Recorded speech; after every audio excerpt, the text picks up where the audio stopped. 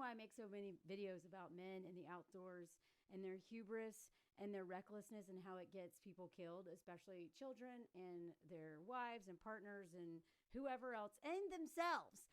This man, this is an awful story, but there is a silver lining to it, and that is in what he's being charged for. He is literally being charged for torturing his children, endangering his children, and being a selfish dad. And this happens a lot, but no one's buying something happened in the wilderness. Oops. And then he tried to save them, because that's literally how his brother framed it in their GoFundMe. Is how, I talk all the time, men will put their children in danger, actively put them in danger, and then be called a hero for saving them for the very danger they put them in. And the law, finally, in this case, is not buying. I'm going to go over a lot of the details of this case, but just before I forget, he's being charged on 3 counts of first-degree aggravated child abuse and 3 degrees of first-degree child torture. Torture. Okay? I'm shocked, honestly, because dads do this all the time, but this dad not only put his children in so much danger. This story is incredible. It is so disturbing. He then tried to sabotage his son in the hospital. More on that in a second. So most of these sources are coming straight out of Utah, which is why there's so many details in the stuff that I found so far. I also, before I go into this, because as angry as this story makes me, this man is very unwell, and he is schmuicidal. They literally found him schmuicidal on a mountain with 2 guns and an axe in his car. And he's the sole provider of this family. So this woman, now he's going to jail probably, and his wife has no income. And these 3 children, 2 are still in the hospital, barely alive. And so if you take nothing else from this story, yes, I have an enormous amount of too much empathy and sympathy for men a lot of times, but I am telling you, and I know a lot of you who follow me do, I am telling you, please do not care more about their mental health than they care about their mental health. Because not only are you endangering your life, you're endangering your children's lives too, if you have them. Because these men usually will not go out alone. If they take their life because of whatever's going on with them, maybe it is a serious mental health crisis, or maybe they are it's their ego and they don't want it. They're embarrassed by something, got caught in an affair, whatever it is. They I don't want to say very likely, but it is super possible that they will take you with them.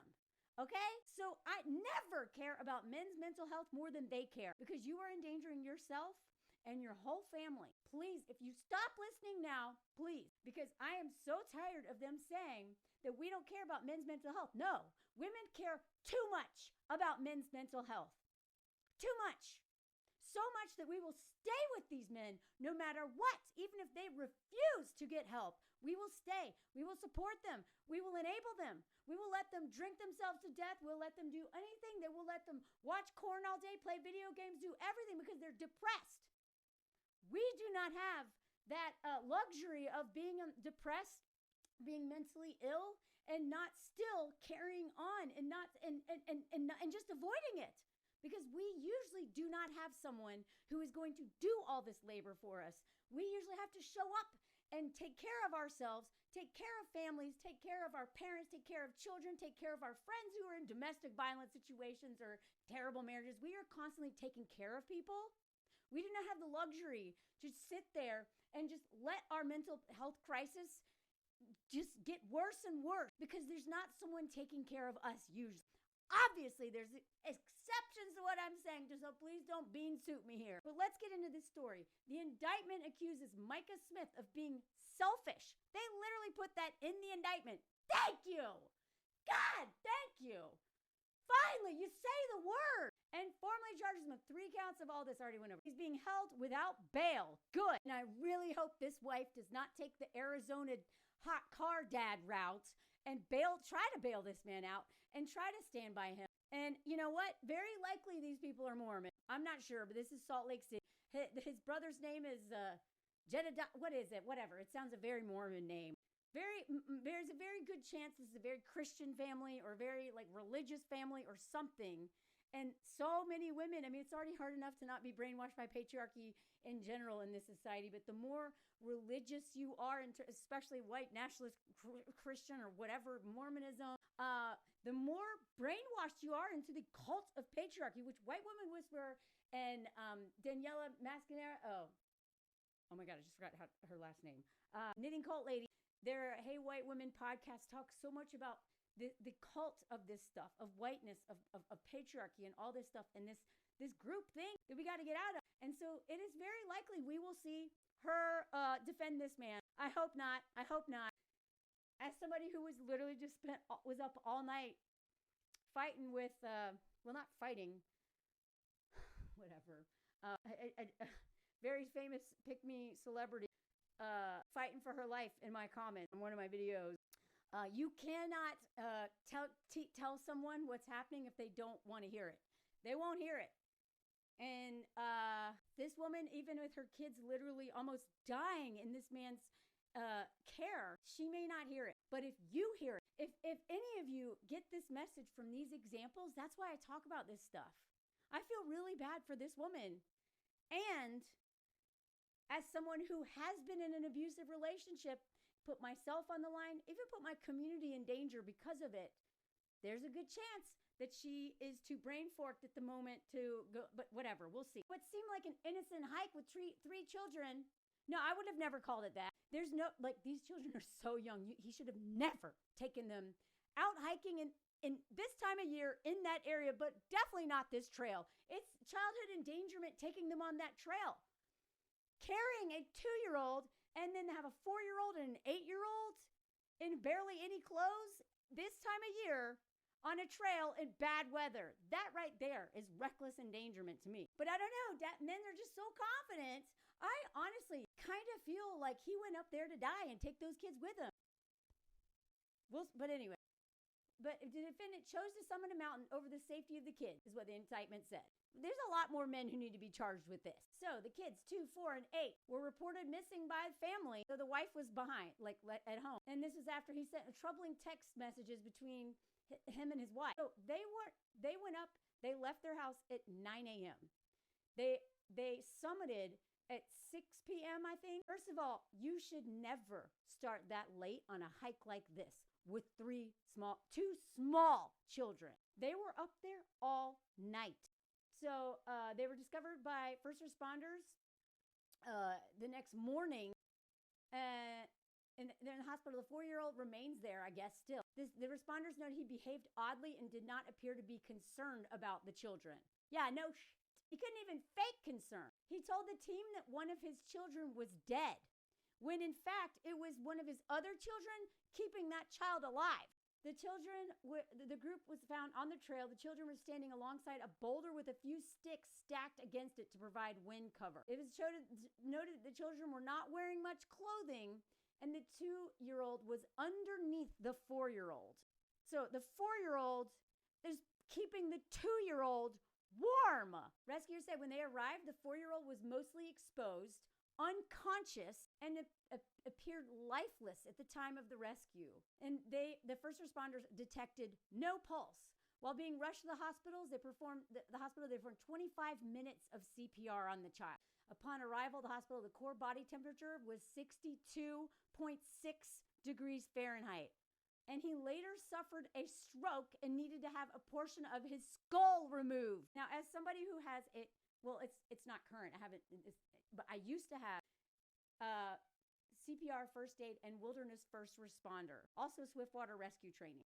Wilderness first responder. It's like I was allowed to do like doctor level stuff 2 hours from a definitive care. And as somebody who has seen 2 people die on the river in front of me, one of those we tried to keep alive for a good hour. 25 minutes of CPR.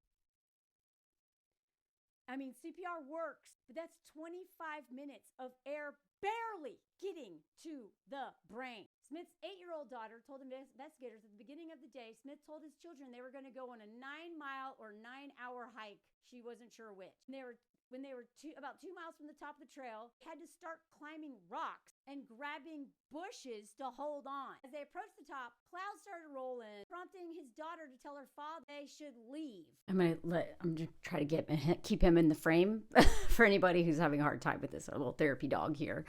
Smith reportedly shook his head and said, "This is a once-in-a-lifetime thing." After his daughter again shared that she was scared, Smith answered, "You shall not pass."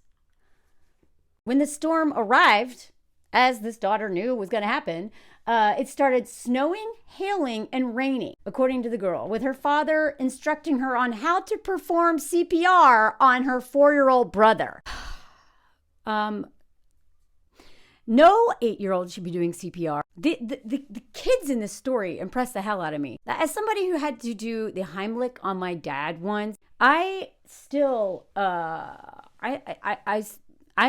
not quite over that. Being put in a position like that is unforgivable. When interviewed, Smith said the family attempted to hike back down the trail at 6 p.m., but had to stop around 600 feet down to find shelter. During the hike down, Smith said the 2-year-old fell and struck his head, causing him to appear dazed. At that point, he claimed he found a large rock and sticks and made shelter for the children. First of all, he was carrying this child most of the time. So my guess is that maybe he stopped carrying the kid. We'll see. 2 hours later, he told investigators the 2-year-old became unconscious and stopped breathing, and that he attempted CPR on the child until he was breathing on his own. Oh, wow, he rescued the son. Wow, dad saved his life. While taking shelter in the night, Smith said the 4-year-old boy started to become very cold, had difficulty breathing, and began breathing on his own after CPR. So that's what, 2 children? 2 children had to be given CPR, and the third had to do CPR? God, I cannot imagine what these children really went through. These are just the basic details.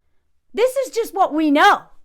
Oh my God. So after he started breathing on his own again, but he still wasn't coherent. Smith alleged at that point he taught the oldest daughter how to do CPR, started going back down the mountain alone. So he does all this, leaves the 8-year-old to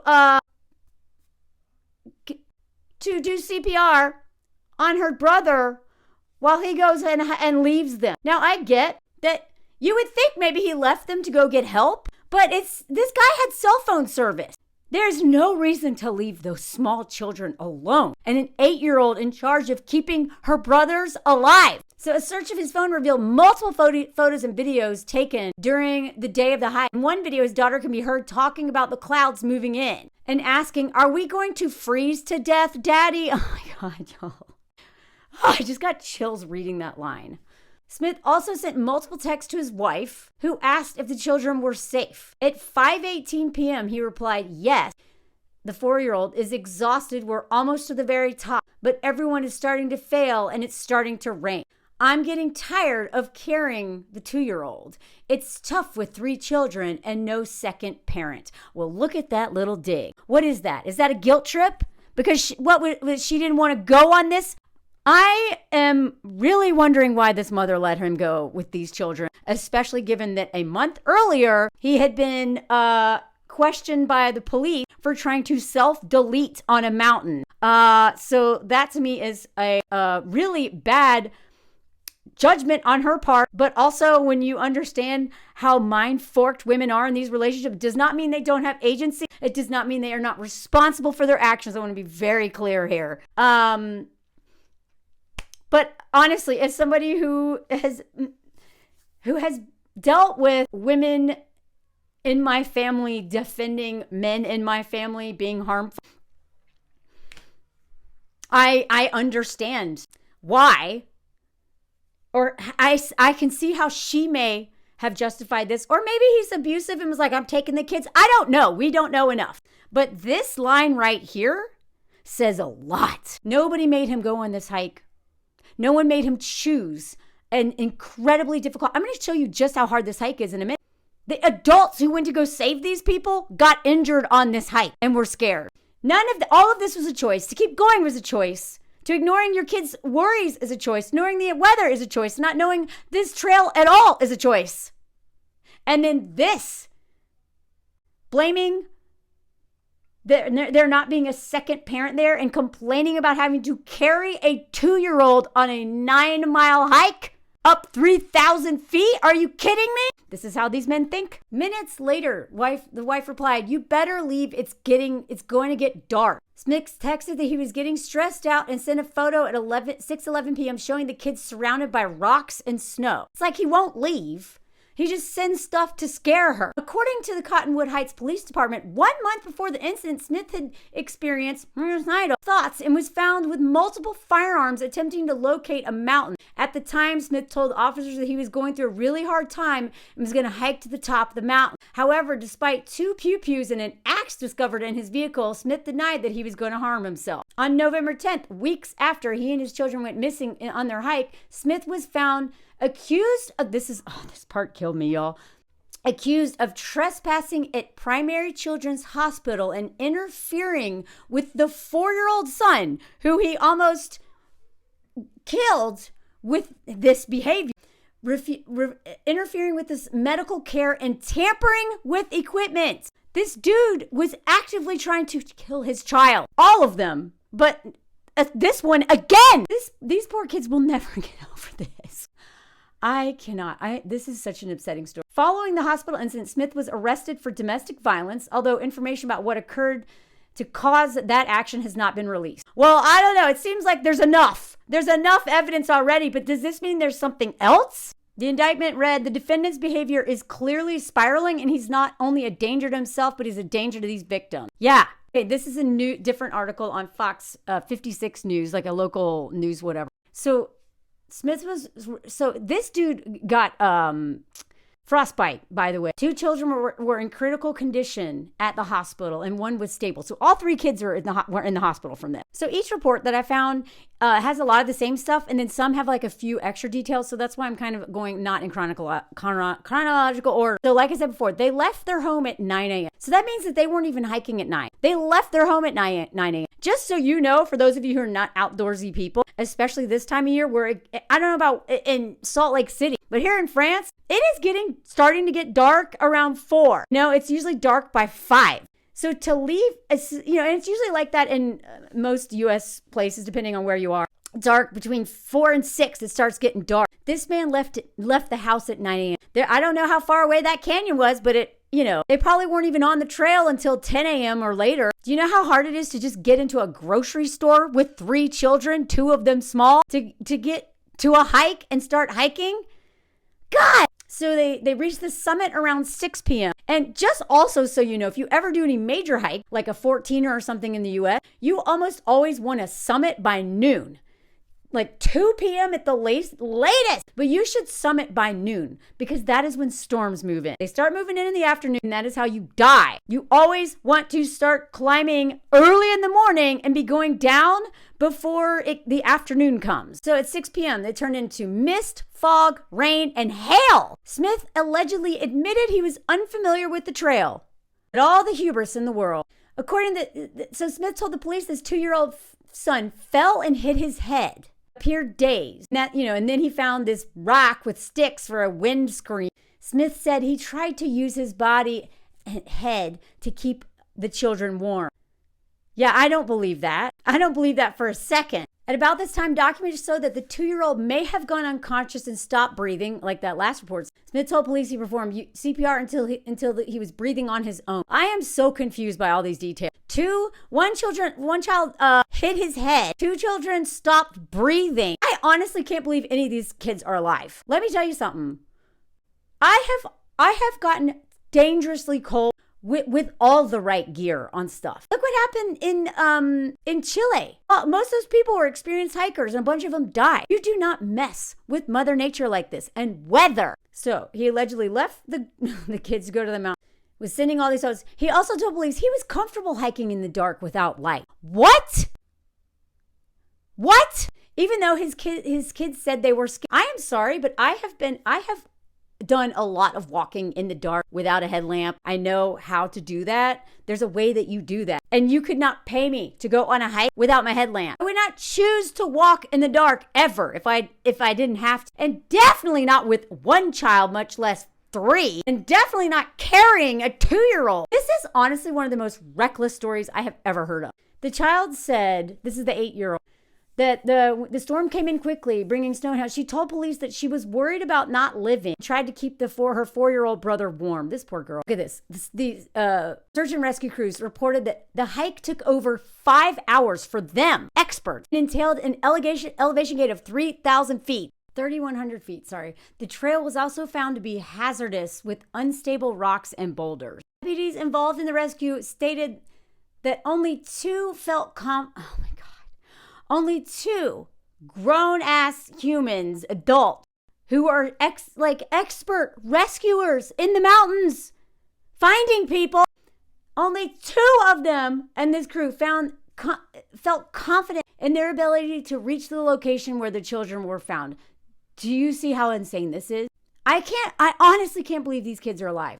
Multiple deputies had injuries, including bloody arms, bloody knuckles, and puncture wounds. Even experienced rock slide. Search of his phone revealed images and videos of them hiking. When she said, "Are we going to freeze to death, Daddy?" he reportedly responded by saying, "They were almost to the top."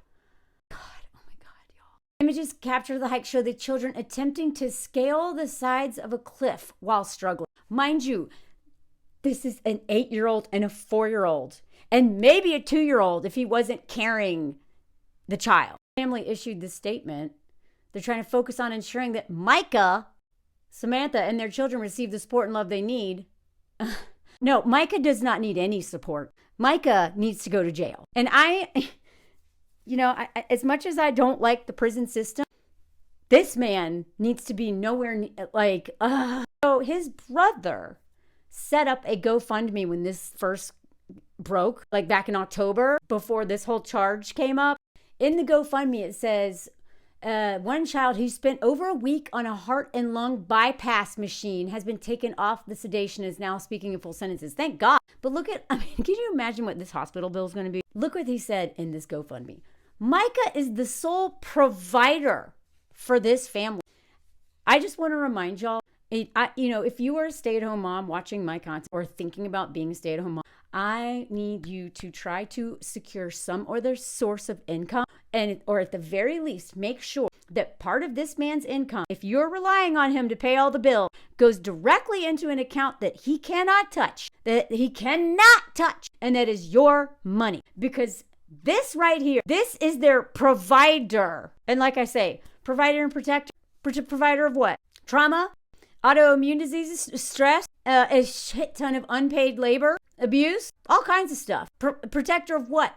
Their assets, their ego, their other predatory friends, themselves. Please don't buy into this provider protector crap. Do not put yourself in a position where a man has this much control over your future and will do something like this. Woman is screwed. Oh, and he also, if he doesn't go to jail and can ever work again, he also had serious injuries, by the way. And again, they bring up this thing where approximately a month before, he had allegedly expressed intentions to self-harm. But then when they found pew-pews and an axe in his car, he said, no, he was never going to use those. So what? Was he going to go up the mountain and die? Looks like he just tried to carry that plan out with his 3 children. And then look at this. This was in a post from the family. Now, this is before this man was charged. Micah is improving as well. Yesterday, he got to go see the boys and walk around a little, even with 3rd-degree frostbite. He's a tough guy, that husband, that dad, and won't let his injuries keep him from his children. Oh, yeah, they sure didn't. He went right into that hospital room and tried to tamper with the machines so that his son died. God! Thank God they caught him. I've also been seeing sources, news anchors and stuff on Facebook who have been reporting over this.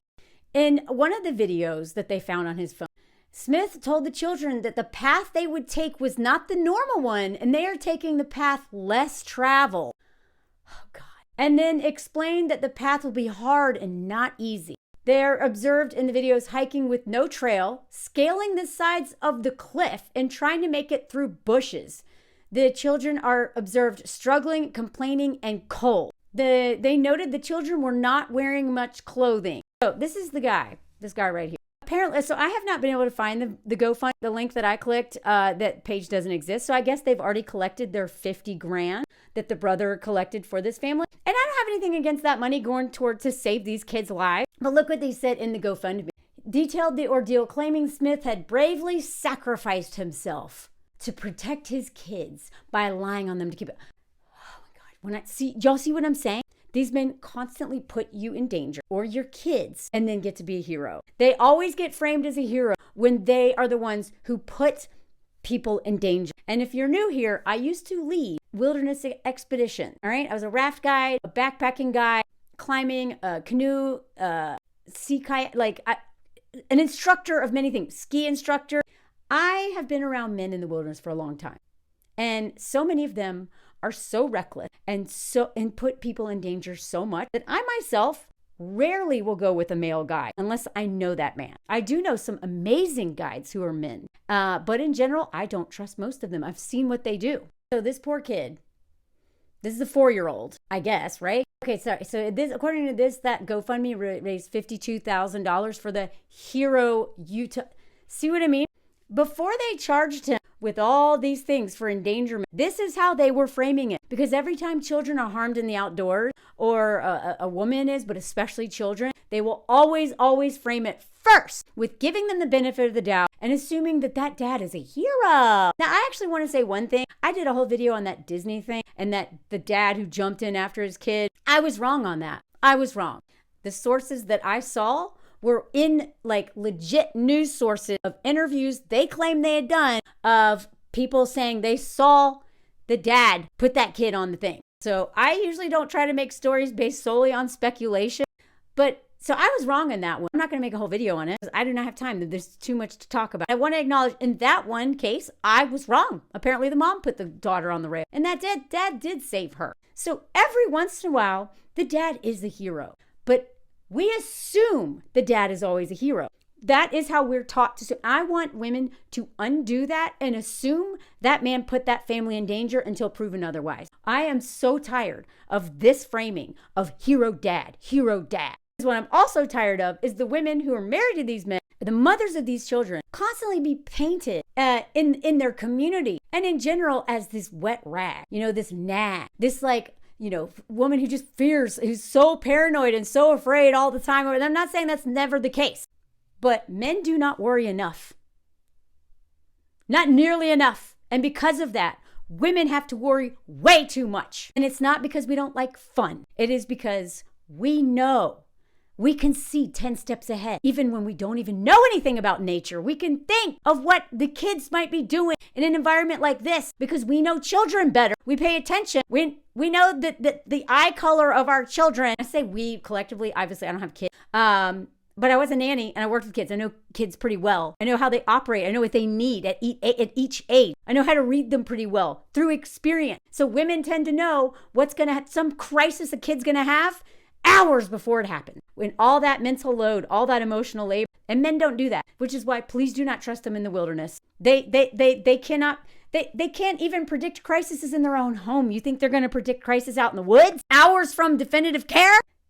Zechariah hailed his brother as a hero for sacrificing himself in a bid to protect his children in the freezing temperatures. Well, Zechariah, your brother is not that man. I hope you're different than your brother. The community rallied behind him. By the way, he did not check the weather or trail conditions that day. Shocker. Anyway, thanks for watching.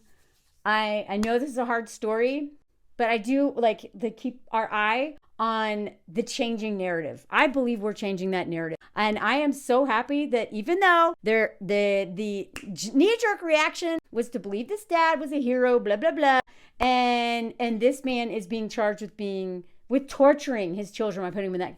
I hope stories like this, I hate it when they happen, but unfortunately, usually it takes stories like this to shift a narrative.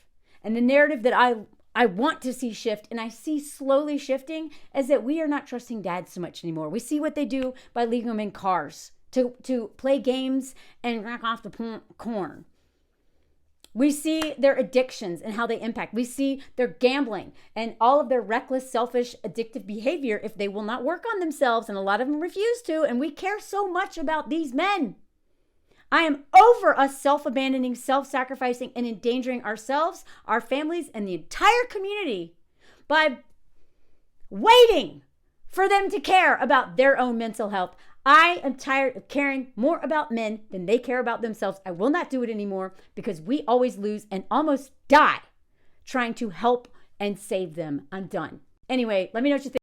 Thank you, Patreon people, for all your support. Go over there and join us over there for lives, travel content, personal stories, hangouts, all kinds of stuff. And let me know if you heard the comment song. Okay, this isn't a normal comment song. I'm just gonna talk while I'm looking at my dog. This is what he was doing while I was recording. I actually stopped recording this video to see him sleeping on my chair while I sit on the floor talking to y'all. This was him earlier today. I've kind of needed the therapy dog because I'm dealing with a celebrity trying to make me out to be a bully. Anyway, this is Mose, and he's a sweet baby. This is a hard topic, but I hope he brings you some peace.